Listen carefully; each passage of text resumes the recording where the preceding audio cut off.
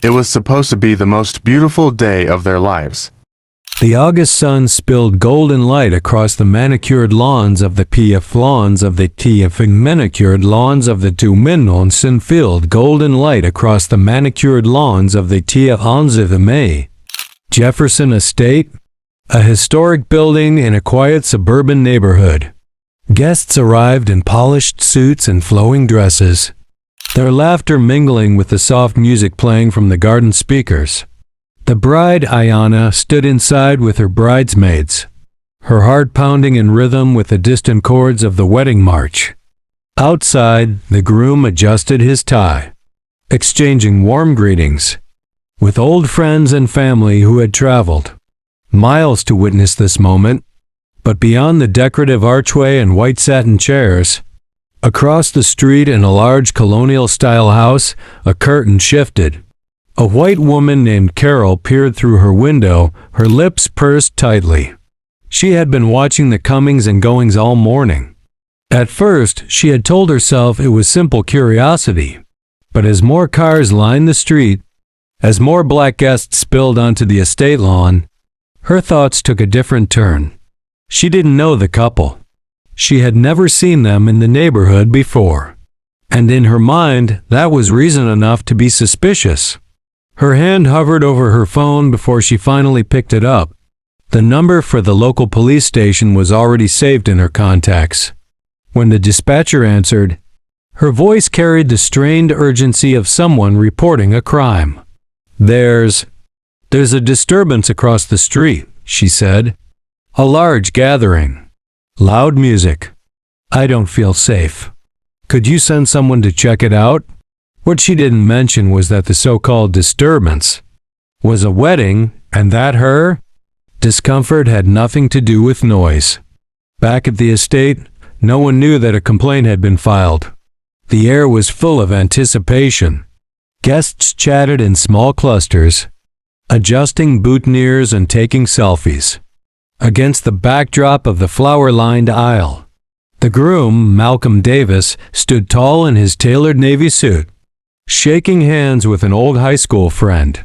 His easy smile and grounded presence were the kind of traits that made people trust him instantly.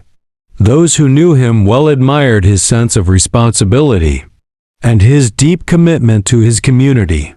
Minutes later, two police cruisers turned into the street. Their tires crunched on the gravel as they rolled toward the estate, red and blue lights flickering silently in the midday sun. Conversations on the lawn faltered. A few guests looked at one another uneasily. The music kept playing, but it suddenly felt quieter, as though the very air had shifted. The officers stepped out, scanning the scene. They expected, based on the call they'd received, to find a disorderly crowd, perhaps some kind of altercation. Instead, they saw rows of neatly arranged chairs, a gathering of well-dressed guests, and the unmistakable signs of a wedding in progress. One officer spotted the groom and began walking toward him. Malcolm turned, calm but curious, as the officer called out, "Sir, we received a complaint from a neighbor about a possible disturbance. Can I ask who's in charge here?" The guests shifted uncomfortably, unsure how to react. Ayanna's father moved closer, ready to step in. But Malcolm raised a hand, his voice even. "I'm in charge. This is my wedding day, and I believe you already know me." The officer hesitated, studying the groom's face more closely. Recognition flickered across his features, followed by a flash of embarrassment. "Mayor Davis?" he said, almost under his breath. The words rippled through the guests. The neighbor, watching from her window, froze, her face draining of color. She had called the police on the mayor, the youngest black mayor in the city's history, a man widely respected for his leadership and integrity. The officer straightened his posture, suddenly aware of the gravity of the moment. "We, apologize for the interruption, sir. We were just following up on the call." Malcolm's smile was polite but faint, his eyes steady. "I understand you're doing your job," he said, "but I hope you'll also understand how it feels for a celebration like this to be interrupted, because someone saw a group of black people and assumed something was wrong." The officer nodded, glancing around at the silent guests. many of whom were recording the interaction on their phones. "You're right, sir. We'll clear the area immediately. Congratulations to you and your bride." As the officers retreated to their vehicles, the murmurs began, a mixture of relief, frustration, and disbelief. The music started again, a little louder this time, as though reclaiming the space from the tension that had just passed. But the moment lingered, etched into the minds of everyone present. Inside, Ayanna had heard the commotion and learned what had happened. She stepped out, her gown catching the sunlight, her expression both radiant and defiant. She took Malcolm's hand, squeezing it tightly. In that squeeze was a lifetime of shared understanding, the quiet endurance of people who had seen this kind of bias before, and the strength to rise above it. The ceremony resumed, but it carried a new weight now. Each vow, each promise seemed to echo with more than just love. It was a statement. We are here. We belong. And no amount of suspicion or prejudice will diminish this moment. From the second row, an elderly woman wiped away tears, whispering to the person beside her. They tried to bring them down on their wedding day. But look at them. Standing tall. That's dignity. The neighbor across the street let her curtain fall back into place. She didn't step outside again that day. Perhaps she realized the enormity of her mistake. Or perhaps she didn't. But the image of those two, police cruisers pulling away from the mayor's wedding, would not leave her mind any time soon. What she had intended as an act of control had, instead, become a moment of exposure, a moment where the thin line between suspicion and prejudice was laid bare. And for the guests at that wedding, it was also a moment of unity, a reminder of why they celebrated not just a marriage but a shared resilience. The ceremony ended in applause that was louder, fuller, almost triumphant. Malcolm and Ayanna walked back down the aisle hand in hand, the petals beneath their feet soft against the weight of everything that had just happened. Guests reached for them, offering hugs and blessings, their eyes shining with both joy and a quiet fury at the insult that had been thrown their way. As the reception began, Malcolm noticed small clusters of people leaning together in conversation, their voices low but intense. It was the same tone he had heard so many times in community meetings, the sound of people who were not just upset, but galvanized.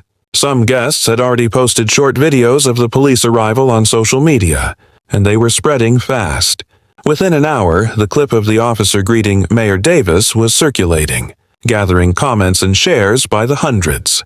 In another part of the city, a local reporter scrolled through her phone, paused at the video, and sat up straighter.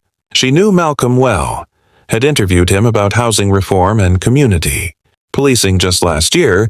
The sight of his wedding being interrupted by a police call hit her hard. She reached out to a colleague, and by evening, the story had found its way to the newsroom. Back at the estate, speeches began. Ayanna's maid of honor spoke of loyalty, patience, and the kind of love that didn't flinch in the face of trials. Malcolm's best friend told stories of their high school days, of a boy who always stood up for the underdog and never backed down from what was right. There was laughter, there were tears, and through it all, the earlier incident hung in the air like a shadow, uninvited but impossible to ignore. When it was his turn to speak, Malcolm rose, his hand steady on the microphone. He glanced at Ayanna, then at the rows of faces before him. Today was supposed to be only about joy, he began, his voice calm but resonant. And it is, but I can't stand here and pretend that what happened earlier didn't matter. Some of you saw it. All of you felt it. A call was made because someone saw us, saw our guests, and decided that our very presence was a problem. This is not the first time it's happened to me. And I know it's not the first time for many of you. But I want you to remember this. We didn't let it stop us. We didn't let it take our joy. That's not just resilience, that's resistance. And that's how we move forward, together. The room erupted in applause, the sound swelling until it became something more, an affirmation, a shared heartbeat. Ayanna reached for his hand, and in that moment, the day was theirs again. By the next morning, the story had gone beyond their circle of friends and family. Local media covered it under headlines that ranged from Mayor's Wedding, interrupted by police call, to racial bias on display at ceremony. National outlets began picking it up, framing it as a stark example of everyday discrimination that can touch even those in positions of authority. The clip of the officer's face when he realized who he was speaking to became a meme. But for many, it was more than a moment of awkwardness. It was proof of how deep an unexamined prejudice could run. In the days that followed, messages poured in. Some came from constituents expressing outrage and support. Others came from strangers across the country who saw themselves in the story. People who had been questioned, doubted, or confronted simply for existing in a space where someone thought they didn't belong. The police department issued a statement calling the incident regrettable and promising to review the way such calls were handled. Privately, an officer confided to Malcolm that they received many similar calls in the neighborhood, often vague, often rooted more in discomfort than in any actual crime. "We're trying to get better at recognizing that," the officer said, "but it's a long road." Meanwhile, Carol, the neighbor who had made the call, stayed quiet. She did not attend the neighborhood association meeting that week, where several residents openly criticized the incident. A few defended her, saying she had only been looking out for safety, but their voices were drowned out by those who had seen the video and understood. The larger truth, safety had never been in question. For Malcolm and Ayanna, the days after their wedding were a strange mix of newlywed bliss and public attention.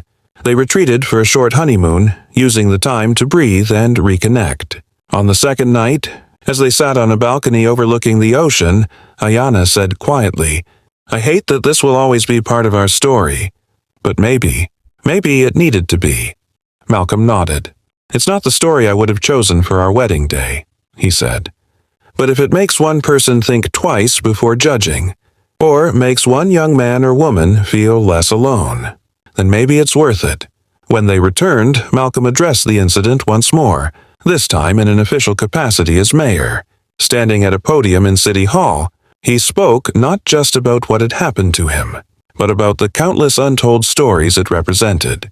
He called for better training in handling biased 911 calls, for community dialogues on race and belonging, and for a recognition that discrimination isn't always loud and obvious.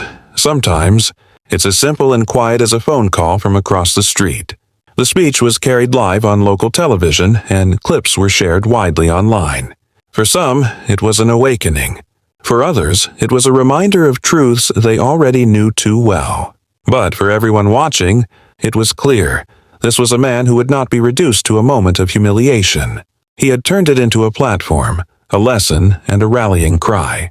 Months later, long after the headlines had faded, the story was still told in the community. It became a kind of parable, about prejudice, yes, but also about grace under pressure. Parents told it to their children as an example of standing tall. Teachers discussed it in classrooms when talking about bias.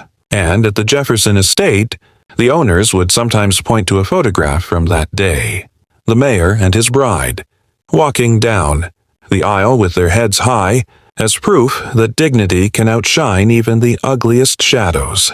The neighbor's curtain still hung in her window, and sometimes when she looked out, she would see Malcolm walking past, greeting people, laughing with neighbors. She never spoke of that day, but in the quiet space between them, something had shifted. Perhaps she saw him differently now, or perhaps she was only more aware of how others saw her. Either way, the balance had changed. For Malcolm and Ayanna, life moved forward.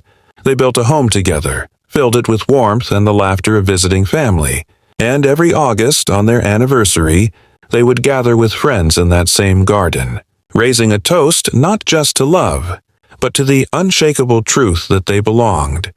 In that neighborhood, in that city, and in every space they chose to stand. Because in the end, the lesson of that day was not about the call, the cruisers, or the neighbor's fear. It was about the response, calm, clear, and resolute. It was about a couple who refused to let someone else's prejudice define them. And it was about a community reminded that dignity, once claimed, cannot be taken away.